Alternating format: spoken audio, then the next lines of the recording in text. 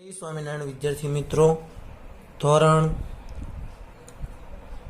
10માં બરાબર છે. ધોરણ 10માં આપણે વિજ્ઞાન વિષયમાં કયા પાઠનો અભ્યાસ કરતા હતા? તો કે 12મો પાઠ, જેનું નામ હતું વિદ્યુત. આ વિદ્યુતમાં આગળ આપણે જોઈએ તો આજે આપણે તમને કીધેલું હતું મેં વિદ્યુત કોષો વિશેની આપણે પરિપથોમાં જે સંજ્ઞાઓ વપરાય છે તેની વાત કરવાની હતી. એટલે કે તમને એક પરિપથ દોરી દીધેલો હતો, તેમાં કઈ કઈ વસ્તુઓ વપરાય તેની વાત કરેલી હતી. તમારા પાઠ્યપુસ્તકના પેજ નંબર 203 પર ખાસ ધ્યાન આપજો. તેમાં જે કોષ્ટક આપેલું છે તે કોષ્ટક સમજો અને તેમાં આપણે તો તે કોષ્ટક પરથી અહીંયા હું દોરતો જાઉં છું. જો આ 1 માર્કનો પ્રશ્ન છે અને પૂછાય છે, બરાબર છે. પેલું છે વિદ્યુત કોષ. પેલું શું છે? તો કે વિદ્યુત કોષ. હવે એની સંજ્ઞા કેવી છે એ હું તમને દર્શાવું છું, બરાબર છે. આ સંજ્ઞા યાદ રાખવાની છે. વિદ્યુત કોષ એટલે બેટરી કહી શકો, પણ આ એકલી છે એટલે આને વિદ્યુત કોષ નામ આપ્યું. બીજું છે બેટરી. બેટરી એટલે વિદ્યુત કોષનું સંયોજન. વિદ્યુત કોષનું સંયોજન, બરાબર છે. જ્યારે વિદ્યુત કોષ ઘણા ભેગા થાય ત્યારે બેટરી બને છે. તો એમાં કેવી રીતની રચના હોય છે તે ખાસ સમજો, બરાબર. તેમાં આ રીતની રચના હોય છે. હવે આમાં તમે જોઈ શકો છો plus minus plus minus plus minus. ફરી વખત સમજાવું છું બંને. પેલું છે વિદ્યુત કોષ, તેની સંજ્ઞા તમને આપી છે. 1 પ્લસ ને 1 માઇનસ થ્રુ હોય. બેટરી છે એમાં આ વિદ્યુત કોષ ઘણા બધા હોય. જો 3 વિદ્યુત કોષ જોડ્યા છે, એમાં plus minus plus minus plus minus એવા ધ્રુવો ઘણા બધા હોય, બરાબર છે. આ બે સંજ્ઞાઓ સમજાય. આનું કાર્ય શું? વિદ્યુત કોષ અથવા બેટરીનું કાર્ય બોલું છું, યાદ રાખજો, વિદ્યુત પૂરું પાડવાનું કાર્ય છે. વિદ્યુત કોષ અથવા બેટરીનું કાર્ય છે વિદ્યુત પૂરું પાડવું. એની પછીનું છે ત્રીજું જે છે એ છે પ્લગ કળ, બરાબર છે. ત્રીજું શું છે? તો કે પ્લગ કળ અથવા તો નામ છે સ્વિચ. પ્લગ કળ અથવા તો સ્વિચ એમાં 2 પ્રકારની છે. એક ખુલ્લી સ્વિચ છે, જ્યારે એક બંધ સ્વિચ છે. ખુલ્લી સ્વિચ એટલે શું? તો તમે જોઈ શકો છો, હું બંને આકૃતિ દોરું છું અને સમજાવું છું. આ ખુલ્લી સ્વિચ કહેવાય આકૃતિ, અને આ બંધ સ્વિચ. બધાની સંજ્ઞાઓ તમારે યાદ રાખવાની છે. વિદ્યુત કોષની સંજ્ઞા યાદ રાખી, પ્લસ માઇનસનો એક ધ્રુવ. બેટરીમાં ઘણા બધા વિદ્યુત કોષ જોડાયેલા હોય. બંનેનું કાર્ય શું? વિદ્યુત પૂરો પાડવાનું છે. પ્લગ કળ અથવા તો સ્વિચ એમાં 2 પ્રકારની છે, ખુલ્લી કળ અને બંધ કળ. ખુલ્લી કળ એટલે શું? તો કે સ્વિચ છે એ તમે જોઈ શકો છો. આ છે ને આખું બંધારણ આવી રીતનું છે. હકીકતમાં એ સમજાવું છું તમને, બરાબર. આ રીતનું છે. હવે જોઈ શકો છો, જો અહીંયા ખાલી છે, વચ્ચે જો ખાલી રાખ્યું મેં, અહીંયા વચ્ચે ખાલી છે ત્યાં સુધી. હવે અહીંયા તમે જોઈ શકો છો, જો અહીંયા કાંઈ નથી, આ ખુલ્લી સ્વિચ એટલે કે અહીંયા તમે કોઈ પણ જોડાણ જોડેલું હોય. દાખલા તરીકે અહીંયા આપણે બલ્બ જોડીએ છીએ, તો આ બલ્બ જોડેલો છે, તો અહીંયા જો કનેક્શન નથી. અહીંયા તમે બેટરી જોડી હોય દાખલા તરીકે, બરાબર. હવે અહીંયા કનેક્શન નથી, ખુલ્લી સ્વિચ છે. ખુલ્લી સ્વિચ એટલે હકીકતમાં શું? તમારા પ્લગ બોર્ડની જે સ્વિચ આવે એ બંધ સ્વિચ કહી શકાય, પણ અહીંયા ખુલ્લી કહી શકાય. ખુલ્લી એટલે શું? તો કે સ્વિચ હકીકતમાં બંધ છે. જો અહીંયા કોઈ જોડાણ નથી એટલે બલ્બ જગશે નહીં. પણ જેવું અહીંયા હું લોખંડનો હરિયો કે એવું કંઈક નાખું તો અહીંયા જગશે, એટલે આ બંધ સ્વિચ થઈ ગઈ. તો 2 પ્રકારની સ્વિચ, ખુલ્લી સ્વિચ અને બંધ સ્વિચ. આ કાંઈ યાદ રાખવાનું નથી. સ્વિચનું કાર્ય શું છે? ખુલ્લી સ્વિચ છે એ પ્રવાહ નહીં જવા દે આગળ, જ્યારે બંધ સ્વિચ છે એ પ્રવાહને આગળ પહોંચાડશે. એની પછીનું છે તારનું જોડાણ. એની પછીનું ચોથું કયું છે? તો કે તારનું જોડાણ. હવે તારનું જોડાણ 2 રીતે હોય. તાર એટલે કાંઈ નથી, આ તાંબાનો તાર છે, એમાં અહીંયા જોડો, બરાબર છે. આ એક પ્રકારનો તાર છે, 2 વાયર જોડ્યા છે. એક વાયર આવો સીધો છે, બીજો વાયર અહીં જોડ્યો છે. બીજી રીતે તારનું જોડાણ કહીએ તો આ રીતનું જોડાણ પણ કહી શકાય. અહીંયા કેવી રીતનું છે? એક તાર પરથી બીજો તાર પસાર થઈ ગયો છે, બરાબર. દાખલા તરીકે આ એક તાર છે, આ આપણો એક તાર, અને આના પરથી હું આમ પસાર કરી નાખું બીજો તાર, તો તમે જોઈ શકો છો બંને અડતા નથી. તો આ એક તાર પરથી બીજો તાર પસાર થઈ ગયો છે. આ તારના જોડાણની વાત થઈ. તારનું જોડાણમાં કોઈ આપણે કાર્ય એટલું બધું ખાસ નથી. શ્રેણી અને સમાંતર જોડાણ આગળ જોઈશું ત્યારે સમજાવશું કે શ્રેણી જોડાણમાં કાર્ય શું છે અને સમાંતર જોડાણમાં શું છે. ફરી વખત બધું લેતા જઈએ. વિદ્યુત કોષ તમે યાદ રાખી શકો, એની સંજ્ઞા, બેટરીની સંજ્ઞા યાદ રાખી શકો. બંનેનું કાર્ય છે વિદ્યુતનું વહન કરવાનું, બરાબર, વિદ્યુત પૂરો પાડવાનું છે કાર્ય. પ્લગ કળ છે એનું કાર્ય શું છે? તો કે ખુલ્લી સ્વિચ હોય અને બંધ સ્વિચ, ખુલ્લી હોય તો પ્રવાહ જવા નથી દેતું, જ્યારે બંધ સ્વિચ હોય તો પ્રવાહ આગળ જવા દે છે. પછી છે તારનું જોડાણ, બે રીતે જોડેલું છે. એક તાર આવી રીતે છે, બીજો અહીંયા જોડાઈ ગયો છે, એ અને બી તાર. અને બીજી રીતે જોડાણ છે એક તારની ઉપરથી બીજો તાર પસાર થાય છે તેની વાત છે. પાંચમું છે વિદ્યુત બલ્બ. વિદ્યુત બલ્બ શું છે? તો કે વિદ્યુત બલ્બ બીજું કાંઈ નથી, ગલોપ આપણે કહી શકો સામાન્ય રીતે. બલ્બ જે કયો છો તેને આ સંજ્ઞા તો તમે પ્રચલિત જોયો હોય, પણ બીજી સંજ્ઞા આવી છે, બરાબર છે. આને પણ બલ્બ કહેવામાં આવે છે. અને વિદ્યુત બલ્બનું કાર્ય શું? પ્રકાશ પૂરો પાડવાનું, બરાબર. એની પછીનું છે અવરોધ. અવરોધની સંજ્ઞા છે આ રીતની, બરાબર છે, યાદ રાખજો. બીજું છે ચલિત અવરોધ. કયો છે? ચલિત અવરોધ એટલે કાંઈ ના, આ રીતનું જ હોય પણ અહીંયા આ રીતનો એરો હોય, આ એની સંજ્ઞા. અને બંનેનું કાર્ય કહું છું. અવરોધનું કાર્ય જે છે તે વધારે વોલ્ટેજ હોય અથવા તો વધારે પ્રવાહ હોય તો એને ઓછો કરવાનું કાર્ય છે. વિદ્યુત પ્રવાહમાં અવરોધ ઉત્પન્ન કરે છે. ચલિત અવરોધ એટલે શું? તો કે અવરોધ ફેરવી શકાય. તમારે જે મુજબનો અવરોધ રાખવો હોય એ મુજબનો કરી શકાય. આગળ હમણાં આપણે અવરોધનું જોઈશું એટલે ઓહમ વિશે સમજશું. નહીંતર ચલિત અવરોધ એટલે તમે અવરોધમાં કોઈ પણ પ્રકારનો ફેરફાર કરી શકો, બરાબર. એના પછીનું છે એમીટર. એમીટરની સંજ્ઞા કહું છું અને કેવી રીતે દર્શાવવાનું તે કહું છું. આ વચ્ચે એ હોય તો એમીટર કહેવાય, અને વોલ્ટમીટર એટલે જો વચ્ચે વી હોય, બરાબર, જો એ હોય તો એમીટર, વી હોય તો વોલ્ટમીટર, અને જી હોય તો ગેલ્વેનોમીટર. યાદ રાખજો આ ત્રણમાંથી તો એક હોય જ છે. એમીટર એટલે વચ્ચે એ, વોલ્ટમીટર એટલે વી, ગેલ્વેનોમીટર એટલે જી. એમીટરનું કાર્ય આગળ ભણી ગયા.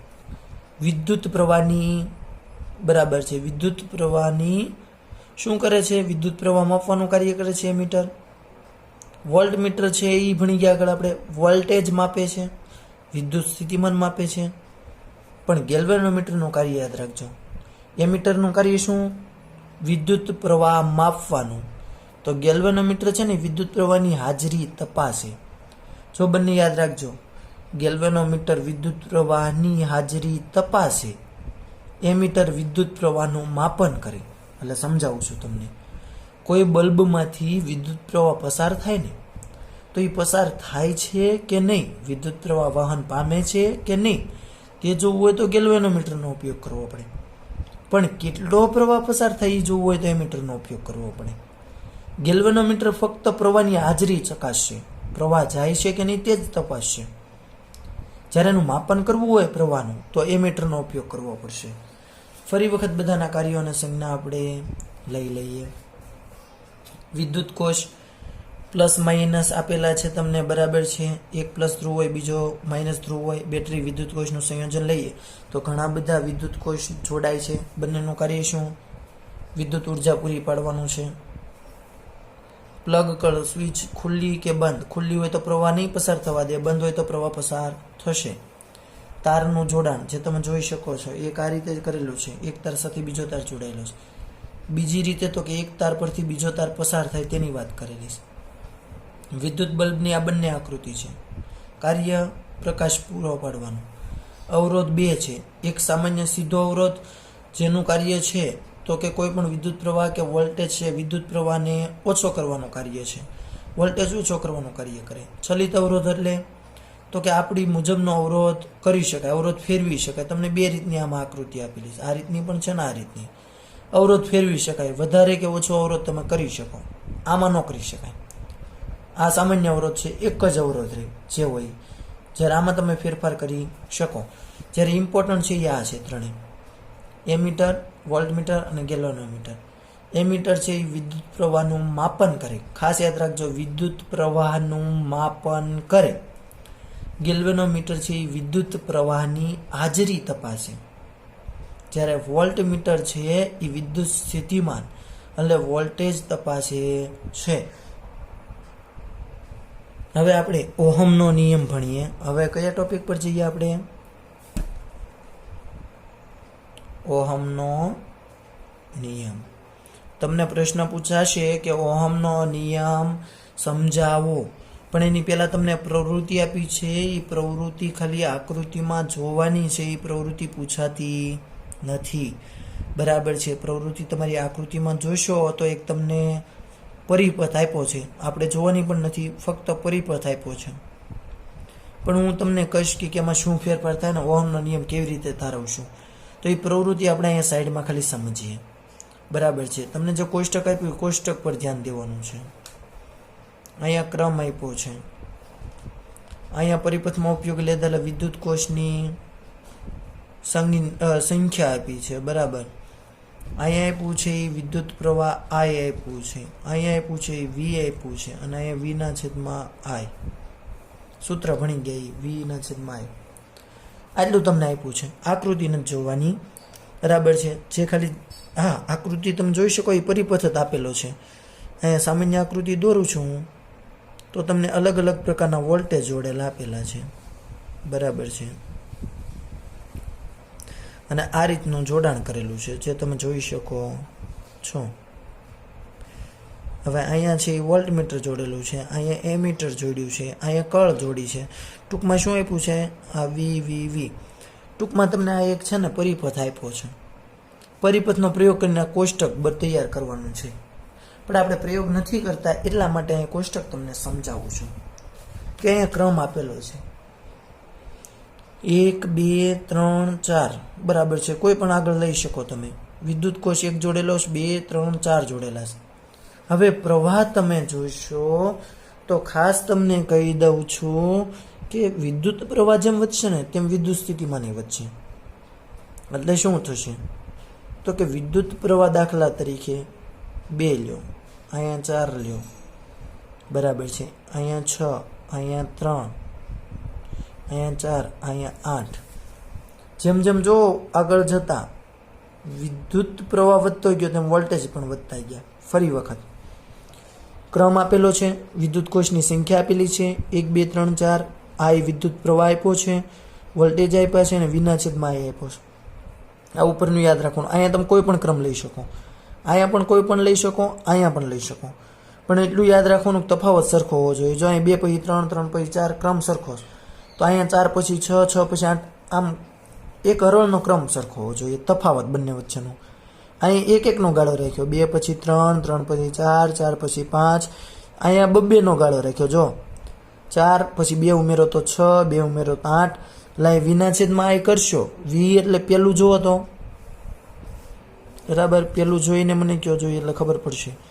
4/2 એટલે શું છું? 2. 6/3 એટલે શું છું? 2. 8/4 એટલે શું છું? 2. તો આ વિના છેદમાં આ છે ને અચળ રહેશે, એમાં કોઈ ફેરફાર જોવા મળશે નહીં. અને આપણે એનો આલેખ દોરીએ ને, આલેખ તમે દોરો વી વિરુદ્ધ આઈનો, વિદ્યુત સ્થિતિમાન અને વિદ્યુત પ્રવાહનો આલેખ, તો આવો તમને સુરેખા મળે. આલેખ કેવો મળશે તમને? સુરેખા મળશે. બરાબર છે. વિદ્યુત વોલ્ટેજ એટલે કે વિદ્યુત સ્થિતિમાનનો તફાવત વી અને વિદ્યુત પ્રવાહ આઈ બંનેનો આલેખ દોરશો તો આલેખ તમને આવી રીતનો સુરેખ મળશે. હવે આપણે ઓહમના નિયમ પર જઈએ. બરાબર છે. ઓહમનો નિયમ તો કે પહેલાં તો આ આપણે સૂત્ર તારવી લઈએ. વી સપ્રમાણમાં આઈ, આને સપ્રમાણતાની નિશાની કહેવાય. સપ્રમાણતા કાઢવું તો મારે કંઈક અચળાંક મૂકવો પડે.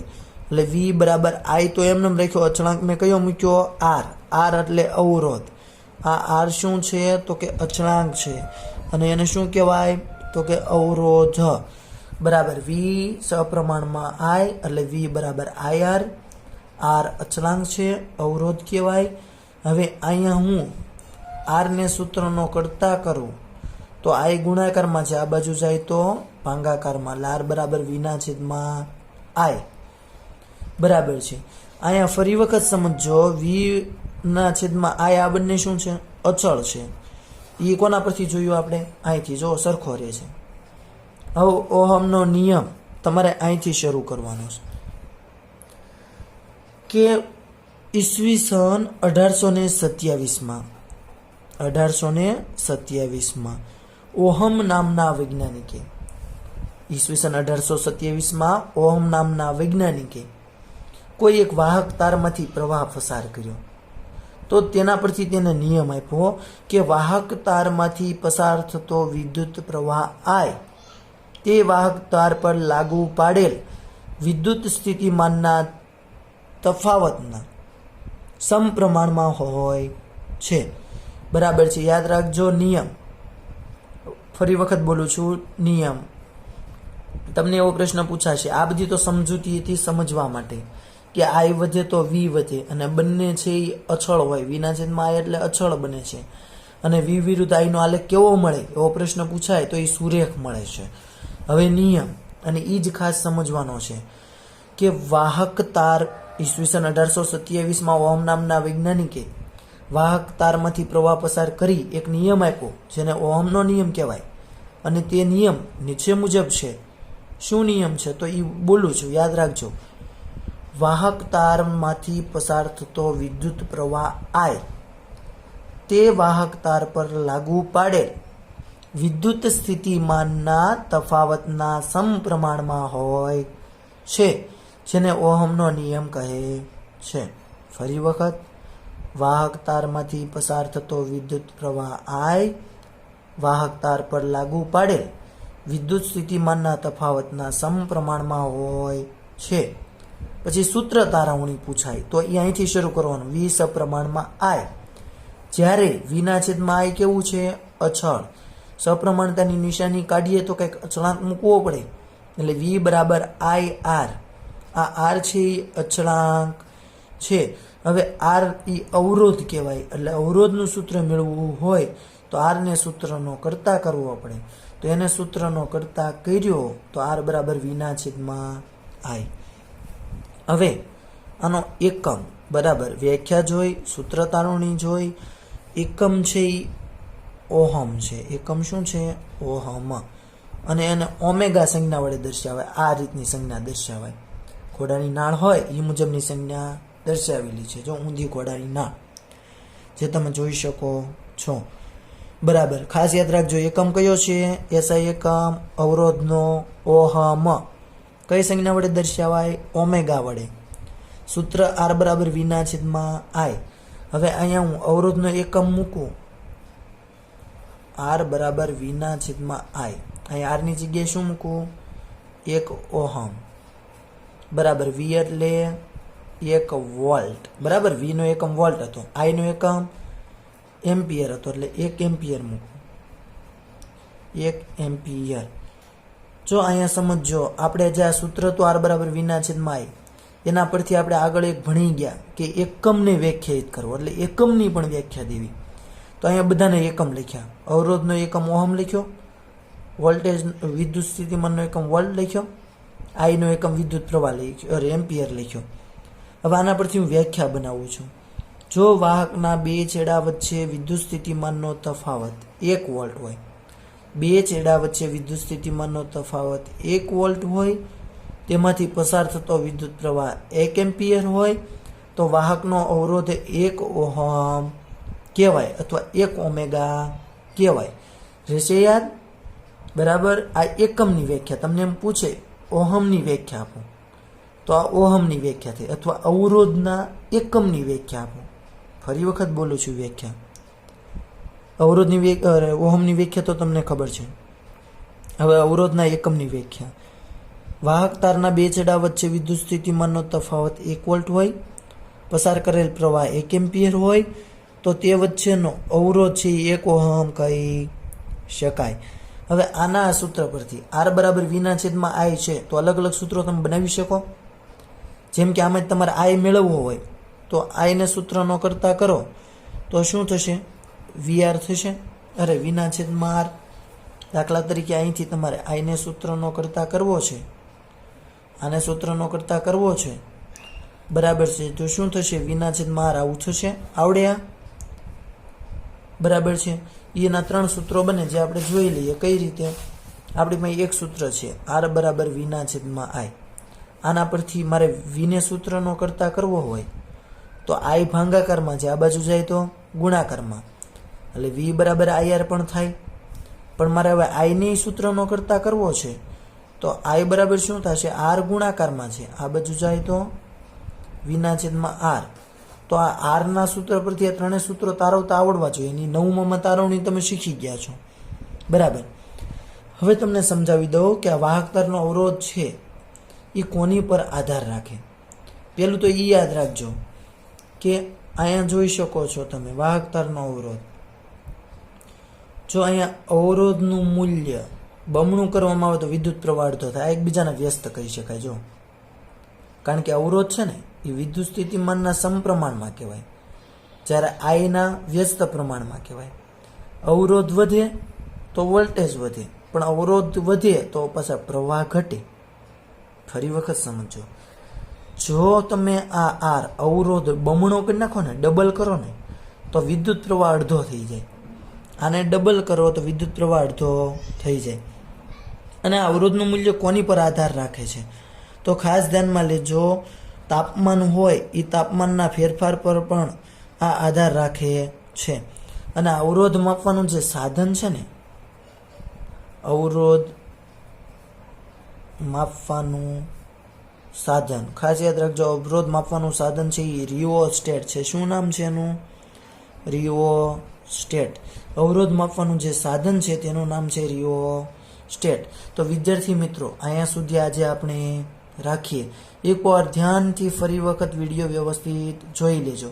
તમને પ્રશ્નો બધી સંજ્ઞા હતી તે સંજ્ઞા પૂછાય, તેના નામ પૂછાય અને તેના કાર્ય પૂછાય. આ પહેલો પ્રશ્ન. બીજો પ્રશ્ન છે એ ઓહમનો નિયમ પૂછાય. ઓહમનો નિયમ વિસ્તૃત સમજાવું તેવું. ત્રીજો પ્રશ્ન છે તે અવરોધ વિશે સમજાવો તેવું પૂછે. તો આજના ટોપિક પરથી આ 3માંથી કોઈ પણ પ્રશ્ન પૂછાઈ શકે. બરાબર છે. તો વિદ્યાર્થી મિત્રો આટલું યાદ રાખજો. અસ્તુ. જય સ્વામિનારાયણ.